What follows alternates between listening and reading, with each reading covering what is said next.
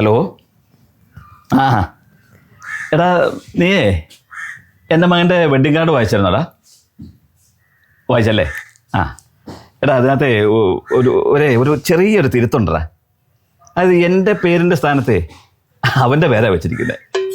അതുപോലെ അവൻ്റെ പേരിൻ്റെ സ്ഥാനത്ത് എൻ്റെ പേരും. അതേന്നേ ആ പ്രസിൽ കാർഡ് അടിച്ചെടുത്ത് പറ്റിയ തെറ്റാത്. നീ വീട്ടുകാരെ കാണിച്ചോ? ഇല്ലല്ലേ? എടാ നീ ഒരു ഉപകാരം ചെയ്യണം. അതായത് എൻ്റെ പേരിൻ്റെ അവിടുന്ന് അവൻ്റെ പേരിൻ്റെ അവിടത്തോട്ട് ഒരു ആരോ വരയ്ക്കണം. അതുപോലെ അവൻ്റെ പേരിൻ്റെ അവിടുന്ന് എൻ്റെ പേരിൻ്റെ അങ്ങോട്ടൊരു ആരോ വരയ്ക്കണം. അതെ അതെ അതെ അതെ. നീ എന്നിട്ട് വീട്ടുകാരെ കാണിച്ചാൽ മതി കേട്ടോ.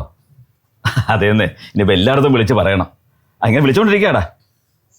ഓക്കേടാ. Okay okay. ശരിയടാ. വിളി കഴിഞ്ഞില്ലേ ഇതുവരെ? എങ്ങനെ ചെയ്യാനാ? ആ പ്രസ്സുകാരെ കാണിച്ച പണി വിളിച്ചോണ്ടിരിക്കാതിരിക്കാൻ പറ്റുമോ? നിങ്ങൾ ഇവിടെ വിളിച്ചോണ്ടിരുന്നോ? 19 വീട് നടന്ന് വിളിക്കാനുള്ള കല്യാണം. അതെ, ഒരു കാര്യം ഞാൻ പറഞ്ഞേക്കാം. ഈ വീടുകളിൽ ചെല്ലുമ്പോ അവിടെ കഥ പറഞ്ഞിരിക്കരുത്. ഞാൻ ഇറങ്ങുമ്പോ എന്റെ കൂടെ ഇറങ്ങിയേക്കണം. പിന്നെ കഥ പറഞ്ഞിരിക്കാൻ അവിടെ നേരെ ഇരിക്കണല്ലേ? വൈകുന്നേരം വന്നിട്ട് ഡാൻസ് പ്രാക്ടീസ് ചെയ്യേണ്ടതാണ്. ചെയ്തോണം. ചെയ്യണേ. അപ്പൊ നിങ്ങൾ ചെയ്യണില്ലേ? ഞാനും കളിക്കണോ? പിന്നെ ചെക്കന്റെ അച്ഛനും അമ്മയും ഡാൻസ് കളിക്കണോന്ന് പറഞ്ഞാ പിന്നെ ഞാൻ എന്നെ കൊണ്ട് പറ്റാതെ നീ കളിക്കേ. ഇന്നലെ ആ ചെക്കൻ വന്ന് 2 സ്റ്റെപ്പ് പഠിപ്പിച്ചു പോയല്ല. നിങ്ങൾ പഠിച്ചോ? അത് ഞാൻ നോക്കേ. താഴത്ത് കുത്തി മുകളിലോട്ട് മറിക്കാൻ എന്താ ഇത്ര പ്രയാസം? താഴെ കുത്തിട്ട് മേളിലേക്ക് പറയുന്നത് ചെളി വാരി അറിയുന്നതാണോ? അതുപോലെ ചെയ്യാൻ കഴിയല്ലേ? കണ്ണെത്തുന്നിടത്ത് കാലെത്തുന്നില്ല, കാലെത്തുന്നിടത്ത് കൈ, അങ്ങനെ എന്തൊക്കെ പറഞ്ഞില്ലേ? ഇതെല്ലാം എത്തുമ്പോ എന്റെ മുഖത്തൊരു എക്സ്പ്രഷനും വരുന്നില്ലേ? കൊള്ള എക്സ്പ്രഷൻ ഇട്ടാ മതി. എന്തായാലും അച്ഛനും അമ്മയും ഡാൻസ് കളിക്കണമെന്നുള്ളത് നമ്മുടെ ഒരേ ഒരു മോന്റെ ആഗ്രഹമാണ്.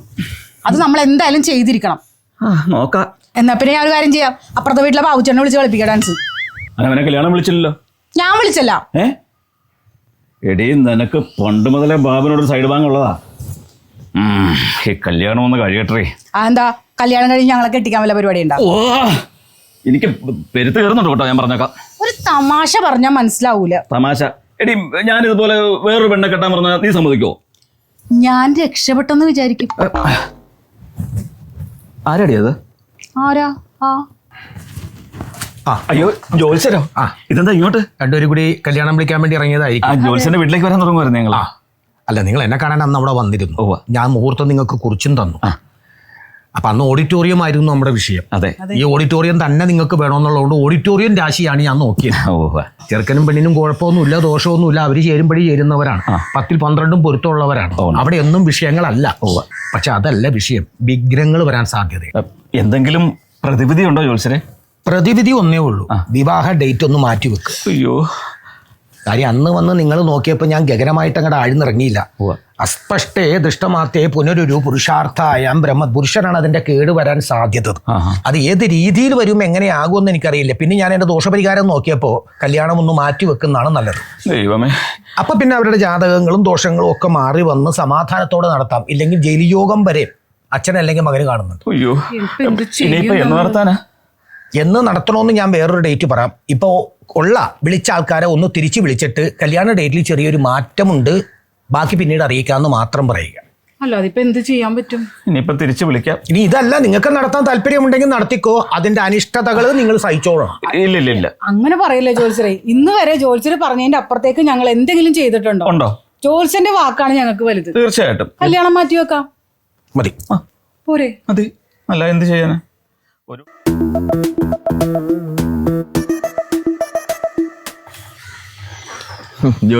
എവിടെയായിരുന്നു? 3 തവണയും നിന്റെ വീട്ടിൽ ഞാൻ കയറി ഇറങ്ങണത്. ഞങ്ങളിതേ താമസം വിളിക്കാൻ വേണ്ടി നടക്കണല്ലേ? അത് 3 മാസം കഴിഞ്ഞിട്ടല്ലേ ഹൗസ് 3 മാസം കഴിഞ്ഞ് ഇനി 3 ദിവസമുള്ളൂ. 3 മാസം കഴിഞ്ഞിട്ട് മതിയെന്നല്ലേ ഞാൻ പറഞ്ഞത്? അത് 3 മാസം മുമ്പല്ലേ? അപ്പൊ തെറ്റിയാ? എന്താണല്ലോ? എന്ത് പറ്റി? സംഗതി ഇപ്പൊ ഗൃഹപ്രവേശം താമസിക്കും. താമസിക്കും. അതിനാണല്ലോ ഞങ്ങൾ ഈ കിടന്ന് ഓടിക്കൊണ്ടിരിക്കണത്. അല്ല, താമസിക്കാൻ വേണ്ടി നമ്മൾ താമസിക്കും. അതെ. ഒരു 3 ദിവസം കൂടി കഴിഞ്ഞിട്ടുണ്ടെങ്കിൽ ഞങ്ങൾ താമസിക്കുകയാണല്ലോ. അതാ പറഞ്ഞത്, അവിടെ കയറി താമസിക്കാൻ ചിലപ്പോൾ നമ്മൾ താമസിക്കുമെന്ന്. അതിന്റെ ആവശ്യമില്ലല്ലോ. പറയണത് നിനക്ക് കയറുന്നില്ലേ? 3 മാസം കഴിഞ്ഞിട്ട് മതി കയറി താമസം എന്നാണ് ഞാൻ പറഞ്ഞു വന്നത്.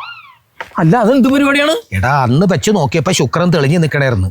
പിന്നീട് അതിനുശേഷം മകരസംക്രമം വന്നതോടുകൂടി ആകെ താറുമാറായി. ഇപ്പോഴുള്ള അനിഷ്ട സംഭവങ്ങളൊക്കെ തന്നെ കണ്ടില്ലേ. എന്റെ ചുരുക്കി പറഞ്ഞ ശുക്രൻ തെളിഞ്ഞിട്ടില്ല. ശുക്രൻ ഇങ്ങനെ വെള്ളത്തിൽ വീണ കപ്പൽ പോലെ ഇങ്ങനെ ആടി ഒലഞ്ഞു നിൽക്കണേ. അല്ല ജോത്സരെ, ഞാൻ ഒരു കാര്യം ചോദിക്കട്ടെ, ജോത്സരല്ലേ എനിക്ക് ഡേറ്റ് എഴുതി തന്നത്? അന്ന് ആ സമയത്ത് ശുക്രൻ ഉണ്ട്, വലിയ കുഴപ്പമില്ല, ശുക്രൻ തെളിഞ്ഞു നിൽക്കണേ, നമ്മൾ വിളിച്ചാൽ വിളിപ്പുറത്തെത്തും. പക്ഷെ ഇപ്പൊ ശുക്രൻ മറഞ്ഞു നിൽക്കണേ ഒരു ഇരുണ്ട ഭാവത്തിൽ. ആ ശുക്രൻ നമ്മുടെ വീട്ടിലേക്ക് വരണമെങ്കിൽ മാനം തെളിയണം, ഗ്രഹങ്ങൾ ഉപഗ്രഹങ്ങൾ അനിഷ്ട സംഭവങ്ങളൊക്കെ മാറിയിട്ട് സുഖപൂർണമായ ഒരു ജീവിതത്തിലേക്ക് വരണമെന്നുണ്ടെങ്കിൽ ഈ ശുക്രൻ തെളിഞ്ഞു വരണം. എന്റെ ജോത്സരെ 10,000 പേരെ ഞങ്ങൾ വിളിച്ചു വരുത്തേക്കണം, ഫുഡ് അറേഞ്ച് ചെയ്തേക്കണം, എല്ലാവരും വരും 3 ദിവസം കഴിയുമ്പോ. 3 ദിവസം വരെ ഇല്ലേ, അവിടെ ചെന്നത് ക്യാൻസൽ ചെയ്താൽ പോരെ?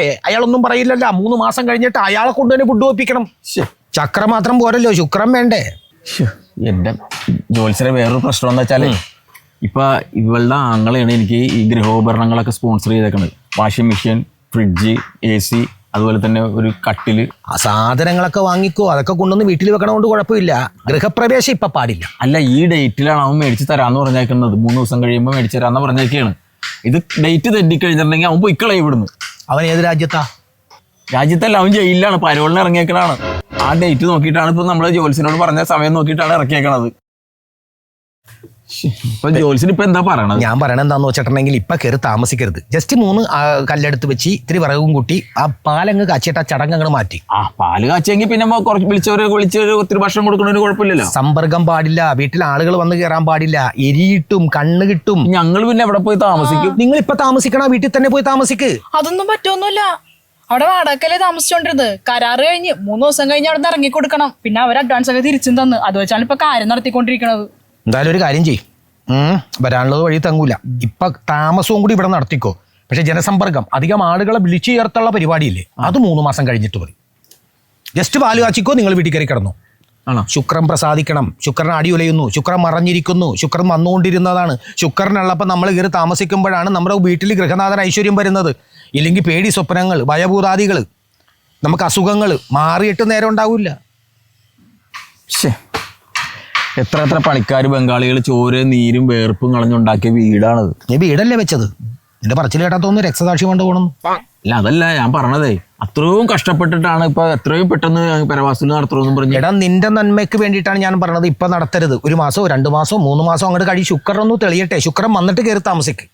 അപ്പച്ചന്റെ ആഗ്രഹവും അതേന്ന് അച്ഛന്റെ ഒരു അവസാനത്തെ ആഗ്രഹം എന്തെന്ന്? പുതിയ വീട് വെച്ചിട്ട് അതീ കിടന്ന് മരിക്കണമെന്ന്. അതിപ്പോ നടക്കാൻ പോണില്ല. ദീർഘായുസുള്ള മനുഷ്യനാ, അതുകൊണ്ടാ ഇത് നീണ്ടുപോകുന്നത്. മനസ്സിലാക്ക് നീ. അപ്പൊ ഇനി നീളോ? പിന്നെ അപ്പൊ നമ്മൾ ലോൺ എങ്ങനെ എടുക്കും? ഇപ്പൊ എന്തിനാണ് ലോൺ എടുക്കാൻ പോയത്? ലോണല്ല, ലോൺ എടുത്താണ് ഈ വീട് വെച്ചേക്കണത്. നാടായ നാട് മുഴുവൻ കറങ്ങി നടന്ന് അവന്റെ മരിച്ചുപോയവരൊഴിച്ച് എല്ലാത്തിനും നീ ഹൗസ് വാമിങ് വിളിച്ചിട്ടുണ്ട്. അവരെ നിന്ന് കിട്ടണ സാധനം മേടിച്ചിട്ട് ലോൺ അടക്കാനായിരുന്നു നിന്റെ പൂതി. എല്ലാരും ചെയ്യുന്നത് അങ്ങനെയാണല്ലോ. എടാ, ആളുകൾ ചെയ്തുകൊണ്ട് കുഴപ്പമൊന്നുമില്ല, എങ്ങനെ വേണമെങ്കിൽ ജീവിച്ചോ. പക്ഷെ ശുക്രൻ കാണാതെ, ശുക്രൻ പ്രസാദിക്കാതെ കയറി താമസിച്ചാൽ അതിന്റെ അനിഷ്ട സംഭവം നിനക്കുണ്ടാവും. എന്ത് വേണമെന്ന് വെച്ചാൽ നീ തീരുമാനിക്കും. ബാക്കി ഇനി ഒന്നും ഞാൻ പറയുന്നില്ല. അല്ലല്ല, ജോത്സ്യം പറഞ്ഞാൽ പിന്നെ അതിനപ്പുറത്തേക്കില്ല. ജോത്സ്യം എപ്പോഴാണ് ശുക്രൻ തെളിയുന്നത് വിളിച്ചു പറഞ്ഞാൽ അതനുസരിച്ച് ഞങ്ങൾ പരവാസത്തിലാണ്. അത് മതി, ധൈര്യമായിട്ട് പോയിക്കോ. ആ വിളിച്ചവരുടെ അടുത്തൊക്കെ ചെന്ന് പറ, ഇപ്പൊ വരണ്ട, ഞങ്ങൾ വിളിക്കുമ്പോൾ വന്നാൽ മതിയെന്ന്. താങ്കൾ ആഗ്രഹിക്കുന്ന പ്രകാരമുള്ള കാര്യങ്ങൾ വളരെ കൃത്യമായി AI ജ്യോതിഷത്തിലൂടെ നിങ്ങൾക്ക് കിട്ടുന്നതാണ്. താങ്കൾക്കിപ്പോൾ AI ജ്യോതിഷപ്രകാരം വളരെ നല്ല സമയത്തിലൂടെയാണ് താങ്കൾ കടന്നു പോകുന്നത്. ഇനിയും കൂടുതൽ കാര്യങ്ങൾ അറിയണമെങ്കിൽ താങ്കൾ 59 രൂപ ഇതിൽ നിക്ഷേപിച്ചാൽ കൂടുതൽ കാര്യങ്ങൾ നിങ്ങൾക്ക് AI ജ്യോതിഷി നിങ്ങളോട് പറഞ്ഞു തരുന്നതാണ്. എന്താ കാലത്തിന്റെ പോക്ക്. പണ്ട് വീട്ടിൽ നിന്ന് പുറത്തിറങ്ങണമെങ്കിൽ തെക്കോട്ട് പോകണോ വടക്കോട്ട് പോകണോ, ആഹാരം കഴിക്കണോ ഉറങ്ങണോ എന്ന് ചിന്തിക്കണമെങ്കിൽ എൻ്റെ അടുത്ത് വന്ന് ജ്യോത്സ്യം വെച്ചിരുന്നവനാ. ഇപ്പം തോണ്ടിക്കളിക്കണേ. AI ജ്യോതിഷി പ്രാർത്ഥിക്കുന്നു. അപ്പോൾ എല്ലാവിധ ആശംസകളും നിങ്ങൾക്ക് നേരുന്നു. കൂടാതെ നിങ്ങളുടെ നീ അങ്ങോട്ട് വരാറില്ലല്ലോ എൻ്റെ അടുത്തേക്ക്. നീ എൻ്റെ അടുത്തേക്ക് ഇപ്പൊ വരാറില്ലല്ലോ. എനിക്കൊരു 100-100 രൂപ നിന്റെ കയ്യിൽ ഇല്ലല്ലേ? അല്ലെങ്കിൽ നീ എപ്പോഴും അവിടെ വന്നിരുന്നാണല്ലോ. എല്ലാം ഞാൻ നിർത്തി. ഞാൻ അന്ന് ജോത്സ്യനെ കാണാൻ വന്നപ്പോൾ ജോത്സ്യനോട് എന്താ പറഞ്ഞ? എന്തെന്നാ ഞാൻ പറഞ്ഞത്? നാട് ഓടുമ്പോൾ അതിനൊപ്പം ഓടണം, അതിനൊപ്പം സഞ്ചരിക്കണമെന്ന് പറഞ്ഞില്ലേ? പറഞ്ഞു. ഞാനിപ്പോ കാലത്തിനൊപ്പം സഞ്ചരിക്കണത്. ഈശ്വര വിശ്വാസം ഇല്ല നിനക്ക്? ഈശ്വരവിശ്വാസം പോയിട്ടല്ല, ഞാൻ ഈ ജോത്സ്യനെ കണ്ട പരിപാടി നിർത്തി. ഞാനിപ്പോ ഒരു AI ആപ്പ് ഡൗൺലോഡ് ചെയ്തിട്ടുണ്ട്. ഇപ്പൊ രാവിലെ ഞാൻ ഇറങ്ങുമ്പോ ഉണ്ടല്ല, ഒരു 49 രൂപ കൊടുത്തിട്ട് ചോദിച്ചാൽ മതി ഇന്നത്തെ എൻ്റെ ദിവസം എങ്ങനെയാണ്, ഞാൻ എന്ത് ചെയ്യണമെന്ന് ചോദിച്ചാൽ എല്ലാം പറഞ്ഞുതരും. ഇന്നോട് ജോലിക്ക് കൊണ്ടെന്ന് പറഞ്ഞേക്കണം. അതാ ഞാനിവിടെ വന്നിരുന്നത്. അത് നാളെ ചോദിച്ചാലും പോകണ്ടെന്നേ പറയുള്ളൂ. എടാ, ഇതുപോലത്തെ കുറേ സാധനത്തിനകത്ത് കുറേ ചെറുപ്പക്കാർ വീഴുന്നുണ്ട്. ഇതൊക്കെ വെറും തട്ടിപ്പും വെട്ടിപ്പും കാശ് പോകാമെന്ന് മാത്രമേ ഉള്ളൂ. ഞാനും ഒക്കെ പെട്ടതാണ് ഇതിനകത്ത്. എൻ്റെ ജോത്സ്യര് അച്ചിട്ടതാണ്. ജോത്സ്യര് പറഞ്ഞ പോലെ ഒന്നും അല്ല, കറക്റ്റാണ്. ഇതാണോ നീ അവിടെ കുത്തി കുറച്ചുകൊണ്ടിരുന്നത്? അല്ല കുത്തി കുറിച്ചോണ്ടിരുന്നതേ ഞാനിപ്പോ ഇന്ന് വേറെ കാര്യം ചോദിക്കണായിരുന്നു. അതായത് ഒരു 3 ദിവസം മുമ്പ് ഭാര്യ വഴക്കിട്ട് പോയി. പിന്നെയും പോയി. ആ അവളപ്പ എന്ന് വരുമെന്ന് ഞാൻ ചോദിക്കണായിരുന്നു. അപ്പൊ അത് അടിച്ചോണ്ടിരിക്കുമ്പോഴാണ് ജോത്സ്യം വന്നത്. അത് ഇതിനോട് ചോദിച്ചിട്ട് കാര്യമില്ല. പിന്നെ നമ്മുടെ രാജപ്പന്റെ അനിയൻ സുഖുല്ലേ, ആ. സുഖുവിനോട് ചോദിക്ക്. അവൾ അവന്റെ ഒപ്പം ടൗണിൽ കറങ്ങി കിടക്കണായിട്ട് ഞാൻ കണ്ടു.